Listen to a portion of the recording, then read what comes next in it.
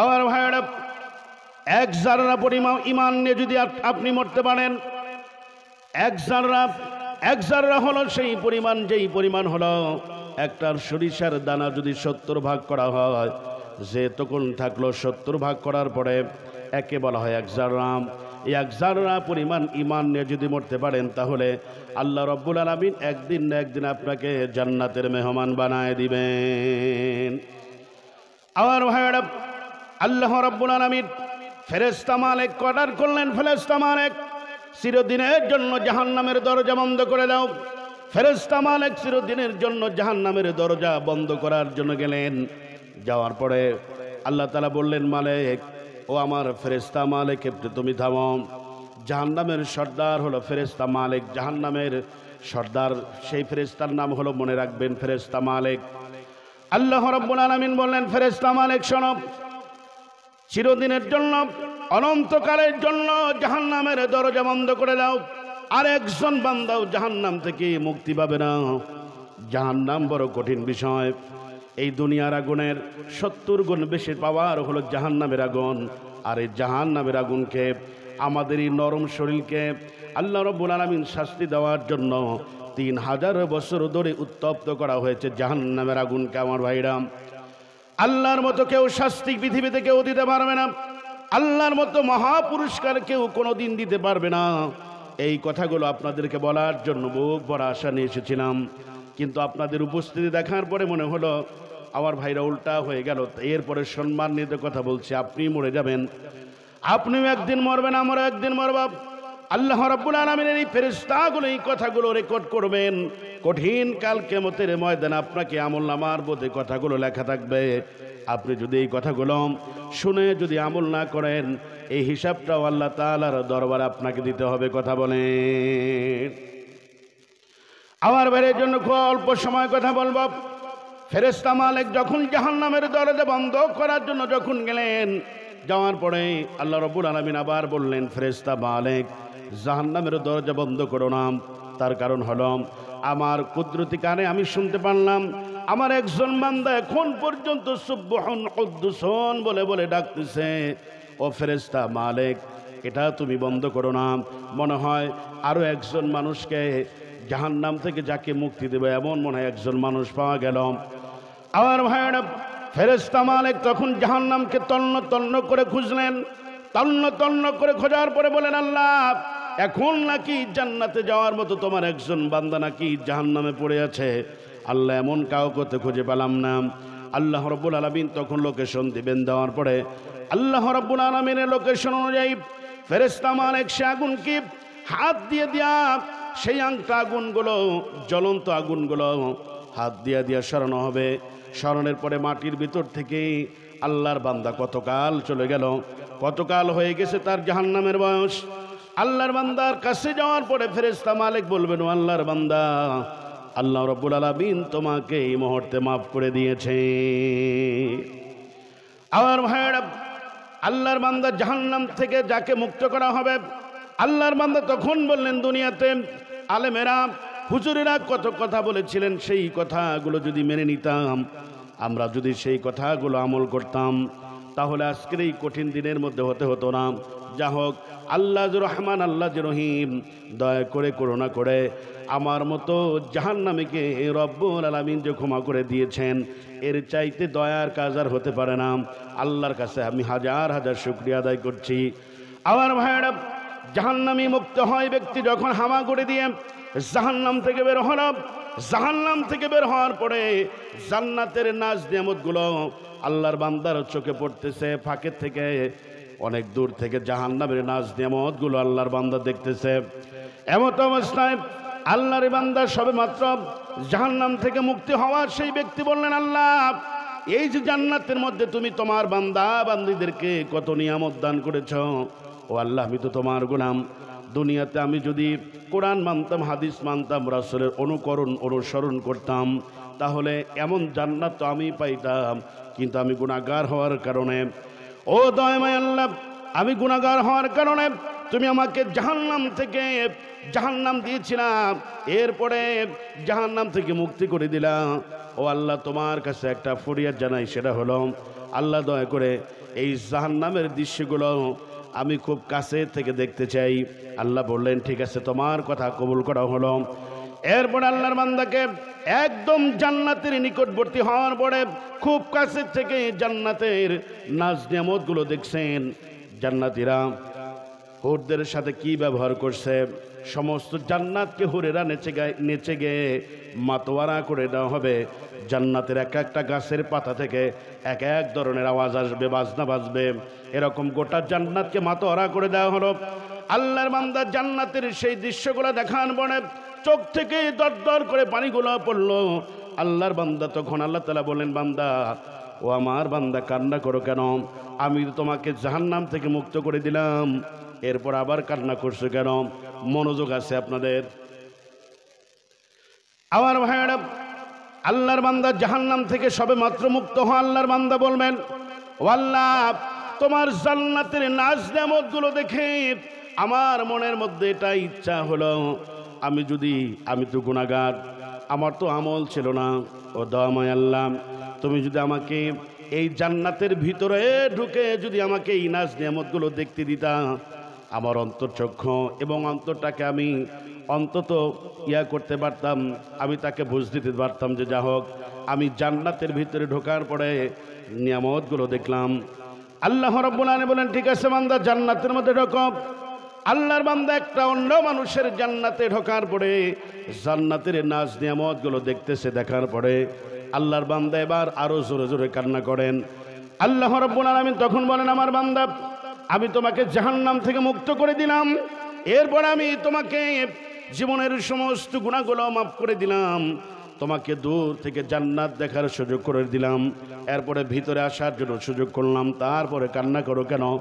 আল্লাহর বান্দা এবার কান্না বিচলিত কণ্ঠে আল্লাহর বান্দা এবার বলেন, আল্লাহ, তুমি যদি আমাকে জান্নাত, আমি এত বড় জান্নাত চাই না, ও দয়াময় আল্লাহ, তোমার তো কারো কাছে কৈফিয়ত দিতে হবে না, কারো কাছে কোনো কিছু বলতেও হবে না, তুমি তো আল্লাহ, তুমি তো কারো কাছে কৈফিয়ত দাও না, বরং সবার কৈফিয়ত তুমি গ্রহণ করো। ও আল্লাহ, আমি বড় জান্নাত চাই না, ছোট্ট একটা জান্নাত, ছোট্ট একটা জায়গা যদি আমার জন্য বরাদ্দ করো, আল্লাহ তোমার তো কোনো ক্ষতি হবে না। আল্লাহ রাব্বুল আলামিনের কাছে আল্লাহর বান্দা কান্না বিচলিত কণ্ঠে এমন করুণ সুরে, মায়াবী সুরে বললেন, রব্বুল আলামিনের তখন দয়া হলো। আল্লাহ তাআলা বললেন, ঠিক আছে বান্দা, যা, তুই যখন আমাকে সুবহান কুদ্দুসুন বলে জাহান্নামের মধ্যে আমাকে স্মরণ করেছিলা, দুনিয়ার কোনো মানুষ শোনে নাই, জান্নাতের ভিতর থেকে কেউ শোনে নাই, কিন্তু তোমার এই সুবহান কুদ্দুসুন শব্দ বলাটা আমি আল্লাহ রব্বুল আলামিন কুদরতি কানের মধ্যে আমি শুনতে পেয়েছি। আল্লাহ আল্লাহ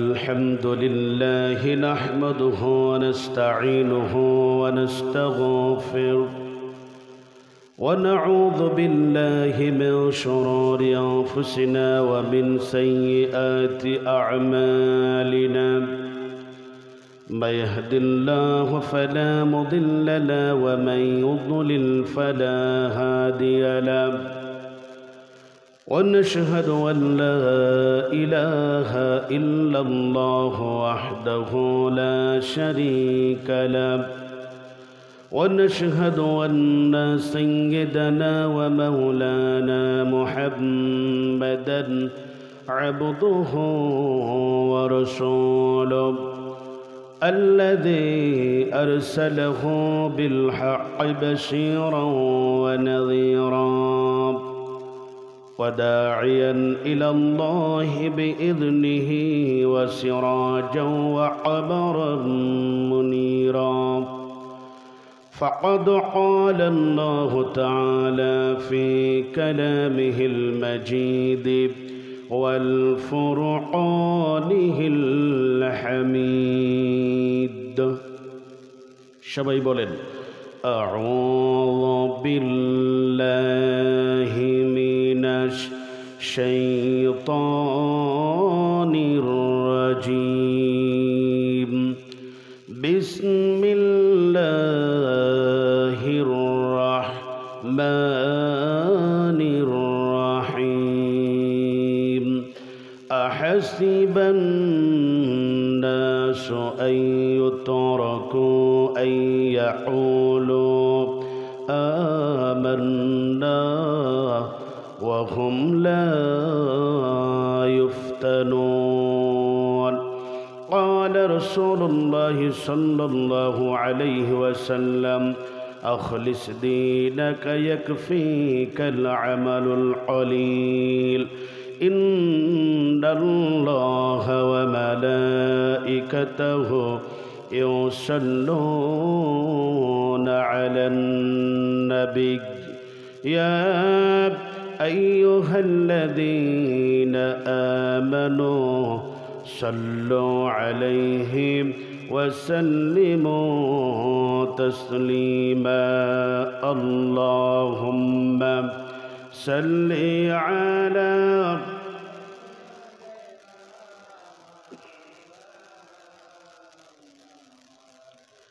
وعلى علي مولانا সবাই বলেন আল্লাহুম্মা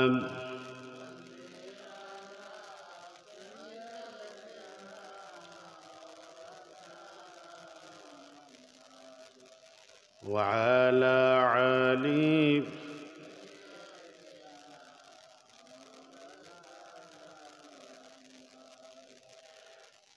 তুমি রহমান তুমি মেহেরবান অন্ধ গাহিরা শুধু তোমারি গুণগান তুমি রহমান তুমি মেহেরবান অন্ধ গাহিরা শুধু তোমারি গুণগান বুঝেও বোঝে না তব শান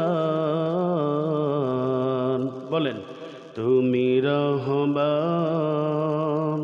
তুমি মেহেরবান অন্ধ গাহিরা শুধু তোমারি গুণগান জনম জনম যদি গাহি তোমারি মহিমা গাওয়া শেষ হবে নাহি জনম জনম যদি গাহি তোমারি মহিমা গাওয়া শেষ হবে নাহি ভোরেও ভরে না যেন ভোরেও ভরে না যেন সাহারায় প্রাণ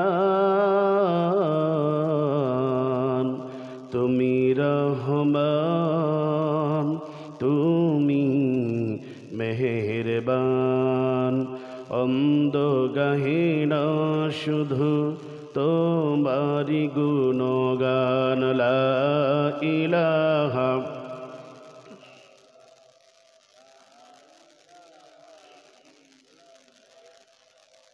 লা ইলাহা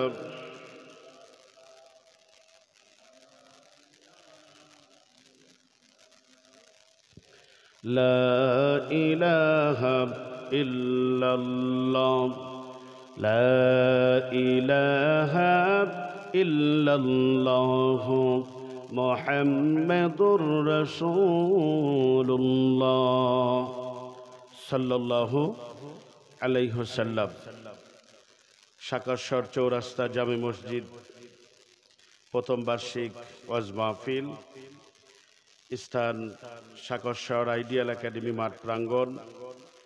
আজকের মাহফিলের সম্মানিত প্রধান অতিথি জনাব আলহাজ কাজী মোশাররফ হোসেন রবিন, সভাপতি মধ্যপাড়া ইউনিয়ন বিএনপি, ১ নং যুগ্ম সম্পাদক কালিয়াকৈর থানা বিএনপি ও সভাপতি জামালপুর চৌরাস্তা জামে মসজিদ।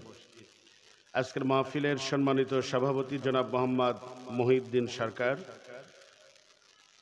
প্রধান পৃষ্ঠপোষক জনাব অ্যাডভোকেট মোহাম্মদ জাকির হোসেন লোবান, পৃষ্ঠপোষক জনাব মোহাম্মদ হারুনুর রশিদ এবং সম্মানিত আমন্ত্রিত ওলামায়ে কিরামগণ এবং বিশ্ববিজয়ী হাফেজ আবু রাহাত সহ সম্মানিত বিশেষ অতিথিবৃন্দ, আমার সামনে বসা প্রীততুল্যময় মুরব্বী যুবক ভাইরা, স্নেহের কচিকাচা, পর্দার অন্তরালে অবস্থানরতা শ্রদ্ধেয়া আবিদা সালিহা মা এবং বোনেরা, আমি আবারও দোয়া নেওয়ার জন্য সালাম দিচ্ছি। সবাই প্রাণ ভরে উত্তর দিবেন, আসসালামু আলাইকুম ওয়া রাহমাতুল্লাহি ওয়া বারাকাতুহু।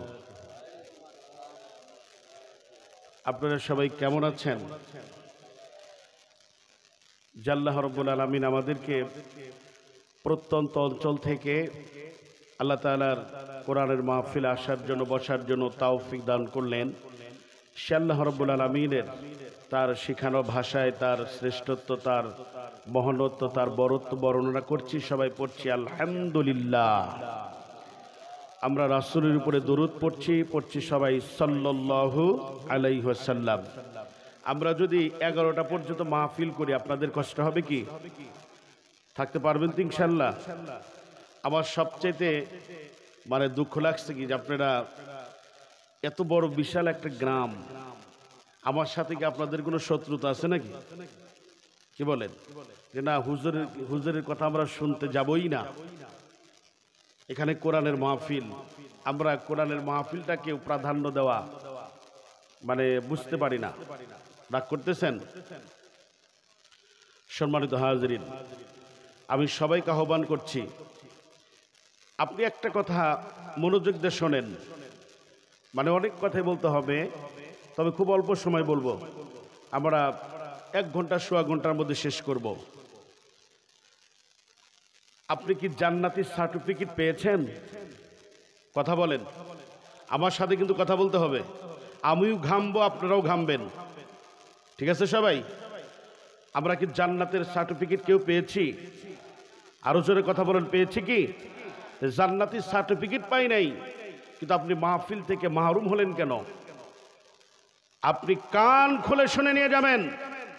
আপনার যেই ইমান তাফসীরুল কোরআন মাহফিলে আনার জন্য পারলো না, আনতে পারলো না, আপনার সেই ইমান নয়, এটা শয়তানের ধোঁকায় আপনি পড়ে আছেন। কথা বলেন ঠিক কিনা? এটা কথা হলো নাকি?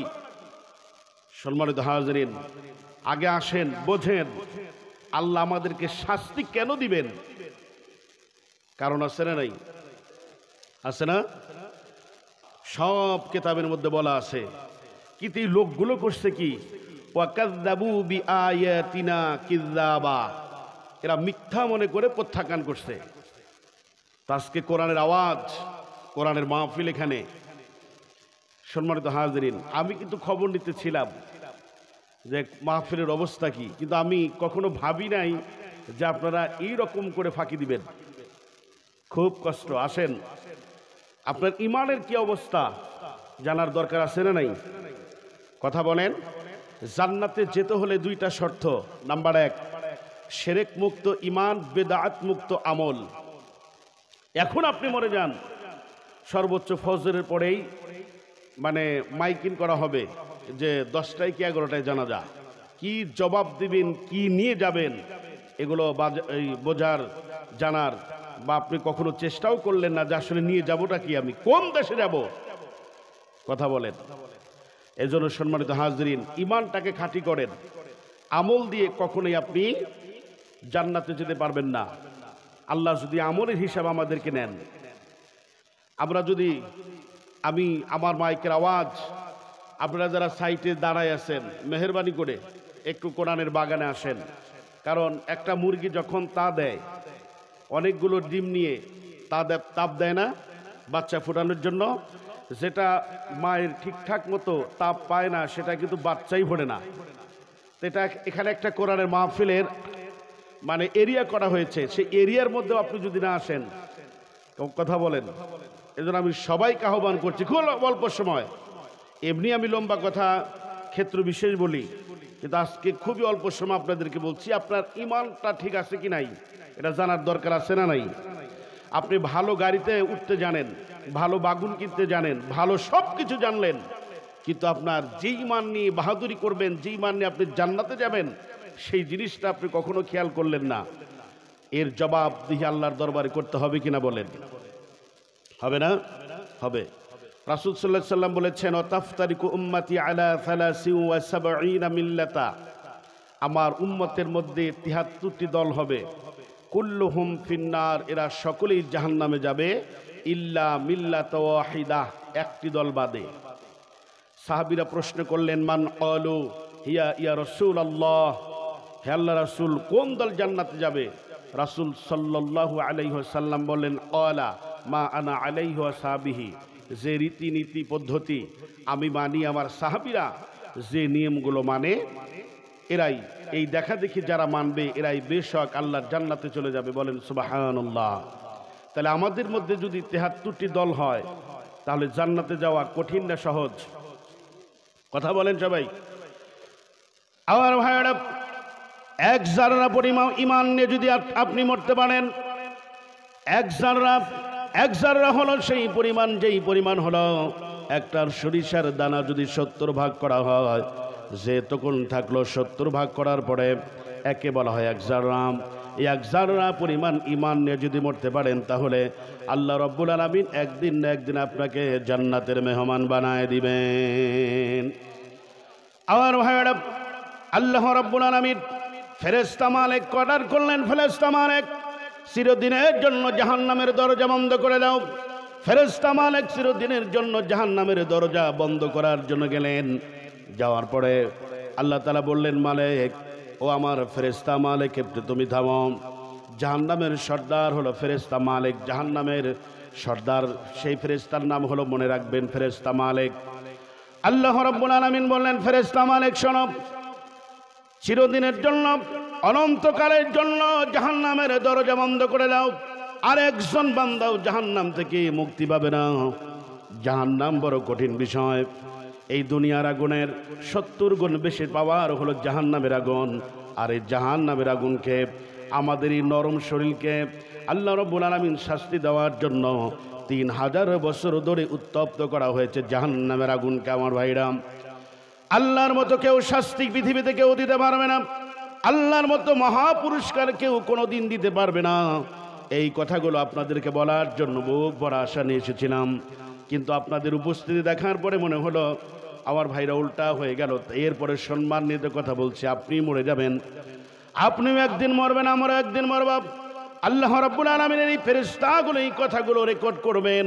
কঠিন কাল কিয়ামতের ময়দানে আপনাকে আমলনামার মধ্যে কথাগুলো লেখা থাকবে। আপনি যদি এই কথাগুলো শুনে যদি আমল না করেন, এই হিসাবটাও আল্লাহ তাআলার দরবারে আপনাকে দিতে হবে। কথা বলেন। আমার ভাইয়ের জন্য খুব অল্প সময় কথা বলবো। ফেরেশতা মালিক যখন জাহান্নামের দরজা বন্ধ করার জন্য যখন গেলেন, যাওয়ার পরে আল্লাহ রাব্বুল আলামিন আবার বললেন, ফেরেশতা মালিক জাহান্নামের দরজা বন্ধ করো না। তার কারণ হলো, আমার কুদরতি কানে আমি শুনতে পারলাম আমার একজন বান্দা এখন পর্যন্ত সুবহান কুদ্দুসন বলে বলে ডাকতেছে। ও ফেরেশতা মালিক, এটা তুমি বন্ধ করো না। মনে হয় আরো একজন মানুষকে জাহান্নাম থেকে যাকে মুক্তি দেবে এমন মনে হয় একজন মানুষ পাওয়া গেল। আমার ভাইরা, ফেরেশতা মালিক তখন জাহান্নামকে তন্ন তন্ন করে খুঁজলেন। তন্ন তন্ন করে খোঁজার পরে বলেন, আল্লাহ, এখন নাকি জান্নাতে যাওয়ার মতো তোমার একজন বান্দা নাকি জাহান্নামে পড়ে আছে। আল্লাহ, এমন কাউকে খুঁজে পেলাম না। আল্লাহ রাব্বুল আলামিন তখন লোকেশন দিবেন। দেওয়ার পরে আল্লাহ রাব্বুল আলামিনের লোকেশন অনুযায়ী ফেরেশতা মালিক সে আগুনকে হাত দিয়ে দিয়া, সেই আংটা আগুনগুলো, জ্বলন্ত আগুনগুলো হাত দিয়া দিয়া সরানো হবে। সরানোর পরে মাটির ভিতর থেকে আল্লাহর বান্দা কতকাল চলে গেল, কতকাল হয়ে গেছে তার জাহান্নামের বয়স। আল্লাহর বান্দার কাছে যাওয়ার পরে ফেরেশতা মালিক বলবেন, ও আল্লাহর বান্দা, আল্লাহ রাব্বুল আলামিন তোমাকে এই মুহূর্তে মাফ করে দিয়েছে। আমার ভাইরা, আল্লাহর বান্দা জাহান্নাম থেকে যাকে মুক্ত করা হবে, আল্লাহর বান্দা তখন বললেন, দুনিয়াতে আলেমেরা হুজুরেরা কত কথা বলেছিলেন, সেই কথাগুলো যদি মেনে নিতাম, আমরা যদি সেই কথাগুলো আমল করতাম, তাহলে আজকের এই কঠিন দিনের মধ্যে হতে হতো না। যা হোক, আল্লাহ যে রহমান, আল্লাহ যে রহিম, দয়া করে করুণা করে আমার মতো জাহান্নামীকে রব্বুল আলামিন যে ক্ষমা করে দিয়েছেন, এর চাইতে দয়ার কাজ আর হতে পারে না। আল্লাহর কাছে আমি হাজার হাজার শুকরিয়া আদায় করছি। আমার ভাইরা, জাহান্নামী মুক্ত হয় ব্যক্তি যখন হামাগুড়ি দিয়ে জাহান্নাম থেকে বের হল, জাহান্নাম থেকে বের হওয়ার পরে জান্নাতের নাজ নিয়ামতগুলো আল্লাহর বান্দার চোখে পড়তেছে। ফাঁকের থেকে অনেক দূর থেকে জাহান্নামের নাজ নিয়ামতগুলো আল্লাহর বান্দা দেখতেছে। এমত অবস্থায় আল্লাহর বান্দা সবে মাত্র জাহান্নাম থেকে মুক্তি হওয়ার সেই ব্যক্তি বললেন, আল্লাহ এই যে জান্নাতের মধ্যে তুমি তোমার বান্দা বান্দীদেরকে কত নিয়ামত দান করেছ, ও আল্লাহ আমি তো তোমার গোলাম। দুনিয়াতে আমি যদি কোরআন মানতাম, হাদিস মানতাম, রাসূলের অনুসরণ করতাম, তাহলে এমন জান্নাত তো আমি পাইতাম। কিন্তু আমি গুনাহগার হওয়ার কারণে, ও দয়াময় আল্লাহ, আমি গুনাহগার হওয়ার কারণে তুমি আমাকে জাহান্নাম দিয়েছিলাম, এরপরে জাহান্নাম থেকে মুক্তি করে দিলাম। ও আল্লাহ তোমার কাছে একটা ফরিয়াদ জানাই, সেটা হলো আল্লাহ দয়া করে এই জাহান্নামের দৃশ্যগুলো আমি খুব কাছে থেকে দেখতে চাই। আল্লাহ বললেন ঠিক আছে, তোমার কথা কবুল করা হলো। এরপর আল্লাহর বান্দাকে একদম জান্নাতের নিকটবর্তী হওয়ার পরে খুব কাছে থেকে জান্নাতের নাজ নিয়ামতগুলো দেখছেন। জান্নাতীরা হুরদের সাথে কি ব্যবহার করছে, সমস্ত জান্নাতকে হুরেরা নেচে গিয়ে মাতোয়ারা করে দেওয়া হবে। জান্নাতের এক একটা গাছের পাতা থেকে এক এক ধরনের আওয়াজ আসবে, বাজনা বাজবে, এরকম গোটা জান্নাতকে মাতোয়ারা করে দেওয়া হলো। আল্লাহর বান্দা জান্নাতের সেই দৃশ্যগুলো দেখার পরে চোখ থেকে দর দর করে পানিগুলো পড়লো। আল্লাহর বান্দা তখন আল্লাহ তাআলা বলেন, বান্দা ও আমার বান্দা কান্না করো কেন? আমি তো তোমাকে জাহান্নাম থেকে মুক্ত করে দিলাম, এরপর আবার কান্না করছো কেন? মনোযোগ আছে আপনাদের? আমার ভাইয়েরা, আল্লাহর বান্দা জাহান্নাম থেকে সবে মাত্র মুক্ত হওয়া আল্লাহর বান্দা বলবেন, ও আল্লাহ তোমার জান্নাতের নাজ নিয়ামতগুলো দেখে আমার মনের মধ্যে এটা ইচ্ছা হলো, আমি তো গুনাহগার, আমার তো আমল ছিল না। ও দয়াময় আল্লাহ, তুমি যদি আমাকে এই জান্নাতের ভিতরে ঢুকে যদি আমাকে এই নাজ নিয়ামতগুলো দেখতে দিতা, আমার অন্তর্চক্ষু এবং অন্তরটাকে আমি অন্তত করতে পারতাম, আমি তাকে বুঝ দিতে পারতাম যে যা হোক আমি জান্নাতের ভিতরে ঢোকার পরে নিয়ামতগুলো দেখলাম। আল্লাহ রাব্বুল আলামিন বলেন ঠিক আছে বান্দা জান্নাতের মধ্যে ঢোকো। আল্লাহর বান্দা একটা অন্য মানুষের জান্নাতে ঢোকার পরে জান্নাতের নাজ নিয়ামতগুলো দেখতেছে। দেখার পরে আল্লাহর বান্দা এবার আরো জোরে জোরে কান্না করেন।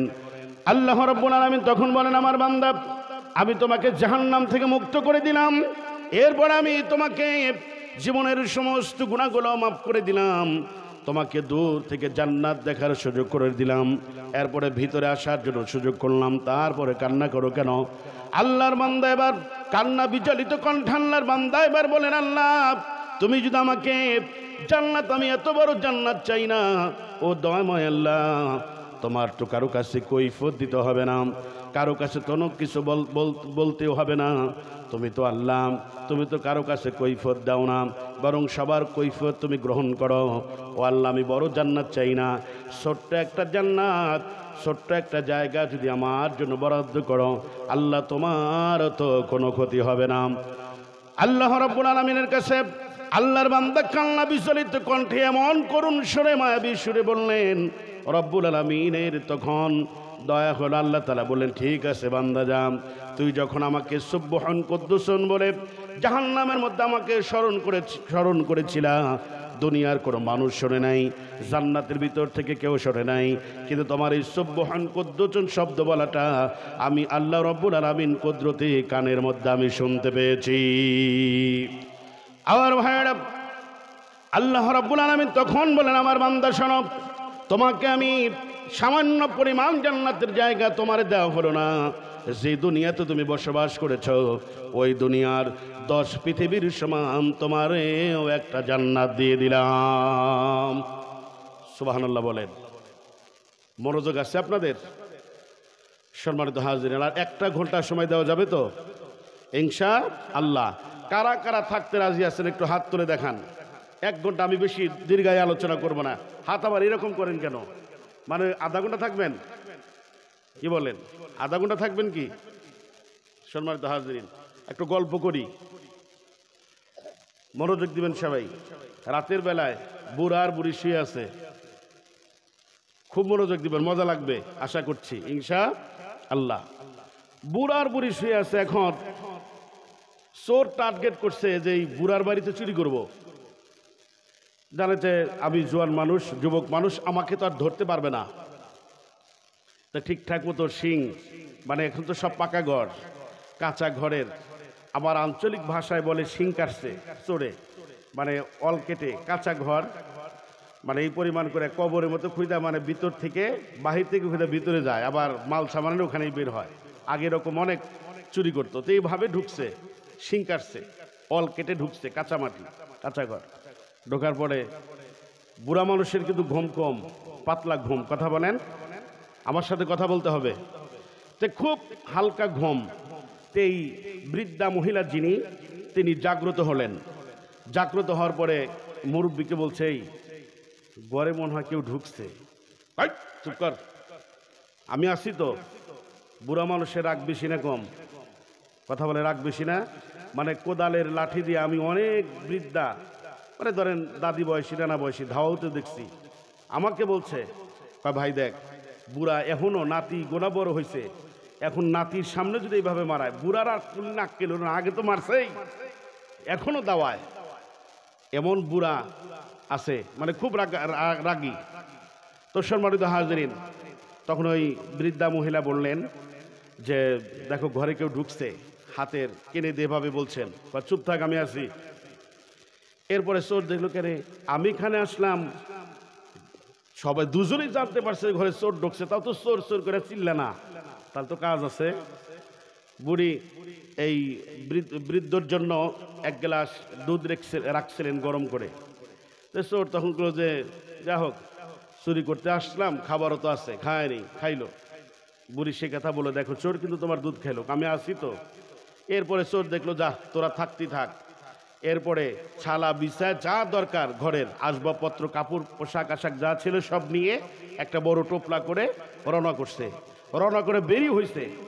বুড়ি তখন বলতেছে, এখনো তো তুমি কিছু করলা না। তখন বলতেছে এই বুড়া, জামকে শুয়ে শুয়ে কম চেষ্টা করলাম রে। কি বলেন? মানে চোর তো গেছে গা।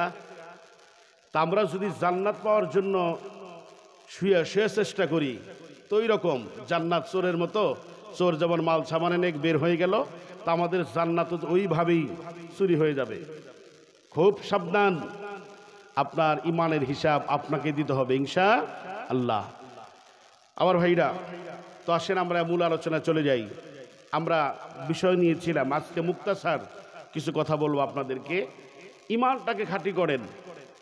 ইমান যদি আপনার খাঁটি হয়, আমল যদি কম হয়, আল্লাহ তাআলা বলেন যে আমি আল্লাহ তাআলা ইচ্ছা করলে আইয়ুশরাকা বিহি ওয়া ইয়াগফিরু মা দুনা যালিকা, শিরক গুনাহ ব্যতীত যত গুনাহ আছে আমি আল্লাহ তাআলা চাইলে যাকে তাকে ক্ষমা করে দিতে পারি। শুধু ক্ষমা না, ওয়া ইউবাদদিলুল্লাহু সাইয়্যাতিম হাসানা, জীবনের সেই গুনাহগুলোকে বদল করে নেকি বানায়া আমি আমার বান্দার আমল নামায় লিখে আমি তাকে জান্নাত দিতে পারি। সেই দয়া আমি আল্লাহর আছে। সুবহানাল্লাহ বলেন। কিন্তু আপনি যদি রাগ করে, জিদ করে যদি আপনি কোনোদিন নাই আসেন, তাহলে হবে কি, আমাদের ইমান সবচেয়ে দামি জিনিস। সাততলা আসমান জমিন যদি এক পাল্লা উঠায় নেন আর ইমানটাকে যদি এক পাল্লায় রাখেন, সম্মানিত হাজরিন, এই সাততলা আসমান জমিনের চাইতেও আমার আপনার ইমান যদি খাঁটি হয়, খালেস হয়, সহি হয়, সঠিক হয়, ইমানের দাম এর চাইতেও বেশি। বলেন সুবহানাল্লাহ। তাহলে যেই জিনিস, আমি আলোচনায় ঢুকবো, একটা বিষয়ের উপরে কথা বলবো আপনাদেরকে, তাহলে যেই জিনিস বেশি দামি, যেই জিনিস বেশি খাঁটি, যার কোনো দামের কোনো ঠিক নাই, মানে অমূল্য, এমন কোনো টাকা পয়সা দেয় ইমান নামের দৌলতটা কেনা সম্ভব না, দাম করাও সম্ভব না, সেই দামি জিনিসটা চুরি হওয়ার ভয় আছে না নাই? ডাকাতি হওয়ার ভয় আছে না নাই? হারাবার ভয় আছে না নাই? আপনার কাছে 10 কোটি টাকা দামের একটা হীরা আছে, ধরেন একটা হীরা বা মণি মুক্তা যাই বলেন, এতটুক, এই জিনিসটা যখন ঘরে রাখবেন, দাম কিন্তু বাংলাদেশের 10 কোটি টাকা ধরেন, আপনার ঘুম আসবে? যাই রে, কখন বার ডাকাত আসে, কখন মান চোর আসে, কখন মান কে আমাকে অ্যাটাক করে, মানে এইটাকে আপনাকে আরো টেনশনে বেশি ফেলাই দিবে। কথা বলেন। চুরি হতেও পারে, মানুষ জানবে যে কেউ মুখের কাছে 10 কোটি টাকা হীরা আছে, বলে আজকে রাত অ্যাটাক কর, এমন হতে পারে কিনা বলেন? তাহলে সেই ইমানের দৌলতে আপনি জান্নাতে যাবেন, সেই ইমান হারাবে না, সেই ইমান নষ্ট হবে না, সেই ইমান ডাকাতি হবে না, চুরি হবে না, তা তো না। সম্মানিত হাজরিন, তাহলে ইমান কিভাবে আপনি সংরক্ষণ করবেন, কিভাবে ইমানটাকে আপনি দেখভাল করে রাখবেন, নিরাপদে রাখবেন, সেই কথাগুলো আমাদের জানার দরকার আছে না নাই? কথা বলেন। সমস্ত কথাগুলো আল্লাহ রাব্বুল আলামিন কোরআনের মধ্যে খুলে খুলে বয়ান করে দিয়েছেন। আমরা সেই দিকেই কথা বলছি ইনশাআল্লাহ। আমার ভাইরা খুব মনোযোগ দিবেন, মাত্র 1 ঘন্টা। আল্লাহ রাব্বুল আলামিন এই পৃথিবীতে আমরাই প্রথম জাতি না, রব্বুল আলামিন এর আগে আরো অনেক জাতি পাঠিয়েছিলেন। তারই ধারাবাহিকতায় আল্লাহ রাব্বুল আলামিন এবার সিদ্ধান্ত গ্রহণ করলেন, আমি আমার জমিনে প্রতিনিধি পাঠাবো, খলিফা পাঠাবো। রব্বুল আলামিন তখন সমস্ত ফেরেশতাগুলোকে সমবেত করলেন, করার পর আল্লাহ তাআলা বললেন, ওয়া ইয ক্বালা রাব্বুকা লিল মালাইকাতি ইন্নী জাইলু ফিল আরদি খলিফা। সবাই বলেন আল্লাহু আকবার। আয়াত যখন বলবেন কার নাম বলবেন? কথা বলেন। আল্লাহ রাব্বুল আলামিন বলেন, আমি আমার জমিনে প্রতিনিধি পাঠাবো, আমি আমার জমিনে খলিফা প্রেরণ করব। সঙ্গে সঙ্গে ফেরেশতারা বললেন, আল্লাহ তুমি তোমার জমিনে খলিফা প্রেরণ করবা, প্রতিনিধি পাঠাই দিবা। ফেরেশতারা তখন বললেন, আলু আতাজআলু ফিহা মান ইউফসিদু ফিহা। সবাই বলেন আল্লাহু আকবার। আমার ভাইরা, ফেরেশতারা তখন বলেন, আল্লাহ সেই খলিফা তুমি দুনিয়াতে প্রেরণ করবা, এই খলিফারা দুনিয়াতে মারামারি করবে, হানাহানি করবে, রক্তপাত ঘটাবে, বিশৃঙ্খলা করবে, এমন খলিফা পাঠানোর দরকার নাই। আমার ভাইরা, আল্লাহ তাআলা বলেন আমার সিদ্ধান্ত পরিবর্তন হবে না। তখন ফেরেশতারা বলেন, আল্লাহ বুঝতে পেরেছি তুমি কেন দুনিয়াতে খলিফা প্রেরণ করবা, তার কারণ হলো ওয়া নাহনু নুসাব্বিহু বিহামদিকা ওয়া নুকদ্দিসু লাক। আল্লাহ তোমার বরত্ব ঘোষণা করার জন্য, আল্লাহ তোমার মহিমান্বিত ঘোষণা করার জন্য, আল্লাহ তোমার জিকির করার জন্য, তোমার শ্রেষ্ঠত্ব বর্ণনা করার জন্য তুমি মনে হয় খলিফা প্রেরণ করবা। আল্লাহ তাআলা তখন বললেন, ফেরেশতারা তখন বলেন, আল্লাহ এজন্য যদি হয় তোমার বরত্ব, তোমার শ্রেষ্ঠত্ব, তোমার মহানত্ব, এই জিনিসগুলো তো আমরাই বর্ণনা করি, তোমার জিকির আমরা করি, তোমার তাসবিহ আমরা পড়ি, খামাকা এই ধরনের এই কাজ, একই কাজ করার জন্য কেন লোক তুমি পাঠাবা? আমার ভাইরা, আল্লাহ রাব্বুল আলামিন তখন বললেন, ক্বালা রব্বুল আলামিন বললেন, ইন্নী নিশ্চয় আলাম, আমি যা জানি, মা লা তা'লামুন তোমরা তা জানো না। আমার কুদরতি পার্লামেন্টে সিদ্ধান্ত করা হলো আমি রব্বুল আলামিন আমার জমিনে খলিফা প্রেরণ করব। আমার ভাইরা, এই যে আল্লাহ রব্বুল আলামিন সিদ্ধান্ত গ্রহণ করলেন তিনি তার জমিনে খলিফা প্রেরণ করবেন, সমস্ত ফেরেশতাগুলো তারা তাদের ভুল বুঝতে পারল। তারা তখন বলল, আল্লাহ বুঝতে পেরেছি যে আল্লাহ তাআলার বিপরীতে আমরা 2টা বক্তব্য দিয়েছিলাম। 1 নম্বর বক্তব্য হলো আদম সন্তানগুলো দুনিয়াতে মারামারি করবে, হানানি করবে। আর একটা হলো যে আল্লাহ তোমার বরত্ব, তোমার শ্রেষ্ঠত্ব, তোমার মহানত্ব, এগুলো আমরাই তো গুণগান গাই। তাহলে আমরা যেই কাজ করি এর জন্য আবার দ্বিতীয়বার প্রতিনিধি পাঠাতে হবে কেন? তাহলে আল্লাহর সিদ্ধান্ত যখন অনটল, তাহলে আমরা আল্লাহ রাব্বুল আলামিনের কাছে এবার আমাদের মাপ চাইতে হবে। তখন সমস্ত ফেরেশতাগুলো